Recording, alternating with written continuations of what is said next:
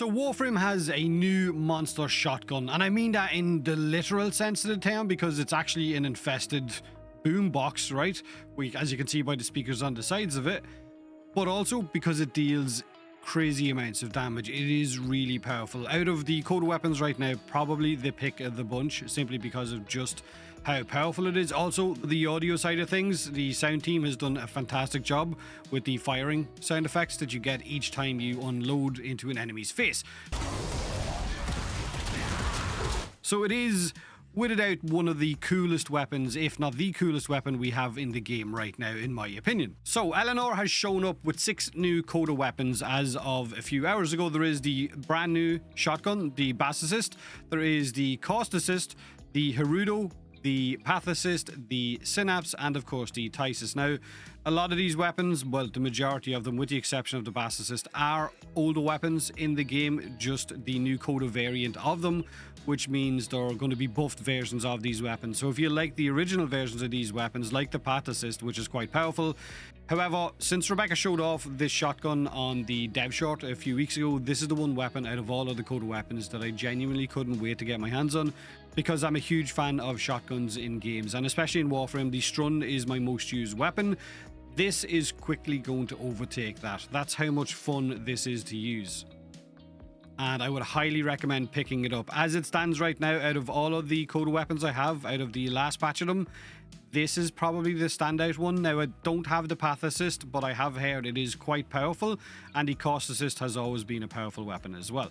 So you guys can let me know in the comment section below if you've picked up one of these, what you think of them. The Bassocyst, however, I'm going to show right now. So the weapon reads like this: you can amplify shockwaves of devastating sound with this technocide virus-infested shotgun that hungers for blood, desires nothing more than to feed upon its enemies. Alternate fire at enemies not vulnerable to mercy kills will swarm them with infested mites, which will deal impact and magnetic damage, while firing at vulnerable targets will perform a ranged execution. Now, by what it means, ranged execution, is it opens them up to a finisher, which will then allow you to close that gap and actually perform the animation for a finisher on them. So it's got a pretty cool mechanic.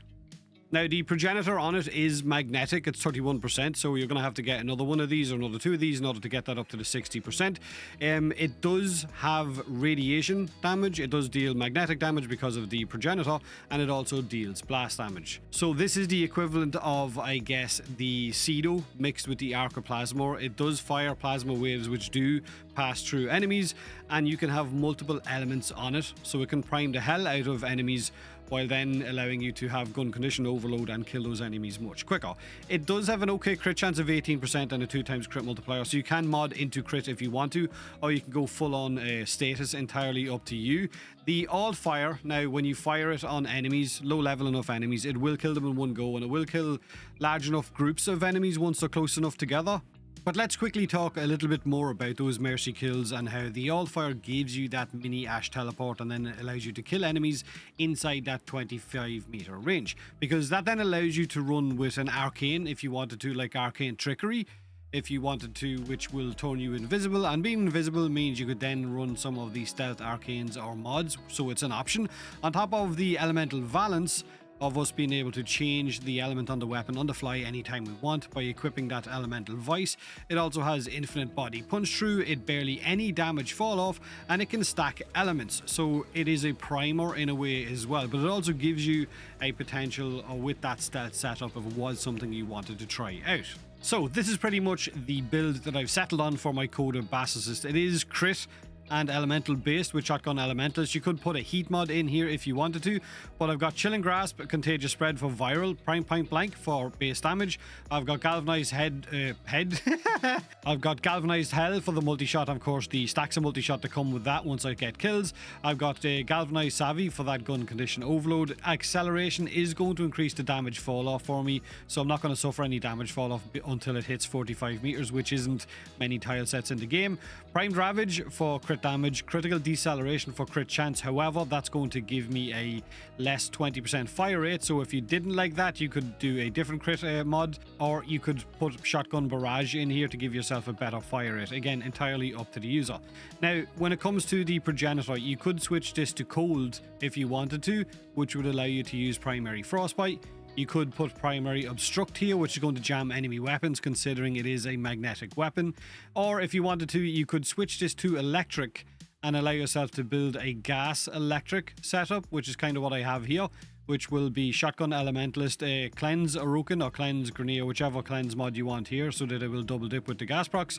Primed Point Blank, Galvanized Hell, Galvanized Savvy, of course, and Galvanized Acceleration. On top of that, Primary Crux is going to give me a load of status chance as well. So, like I said, there is multiple different ways you can mod this weapon, depending on what Warframe you're carrying, what buffs it's giving you, or what elemental, weapons platforms you might be running with. Ones like, say, with Saren, who can give you the Venom Dose on top of your weapons, or Ember, who can give you heat on top of your weapons, or Temple. So there's a lot of different ways you can go about building this weapon. However, it is worth noting that it is incredibly strong. It is stronger than the Arcaplasma or the Tenna Arcaplasma. If that is one of your favorite weapons, then this will very quickly become one of your favorite weapons now. Like I said, if you wanted to switch it for gas and electric, just go this road and change the magnetic to electric instead. Or if you wanted to get rid of that magnetic and switch it to heat, and then equip the magnetic mod here, because the magnetic mod gives you 40% fire rate as well, which is going to counteract this. Again, entirely up to you. But my main point stands. The weapon is really fun, really powerful, and definitely worth grabbing in this rotation. All you need to do to get your hands on your own Coda Bassocyst is to go and kill one of the Coda Technocyte liches, the infested liches, which will then give you between 10 I think and 14 heart live cells, which you can then bring to Eleanor or Nyx in Holvania, who will then sell you your Coda weapons for 10 of those heart live cells. Now, before I end the video, can I just say how much faster and how much nicer it is to hunt and of course to kill these liches compared to the Kuva liches or to the sisters, because you can breeze through these relatively quickly in a group especially.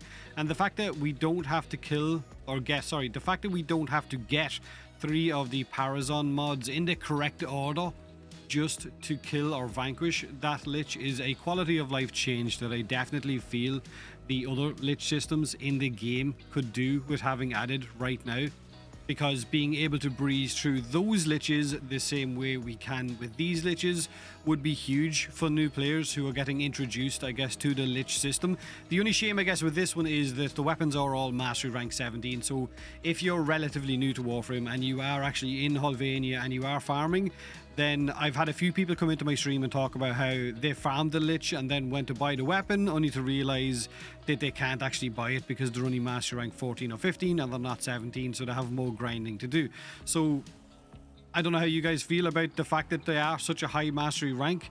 I'm okay with it, but I know it is stopping some of the players who want to enjoy this system being able to get their hands on some of these weapons.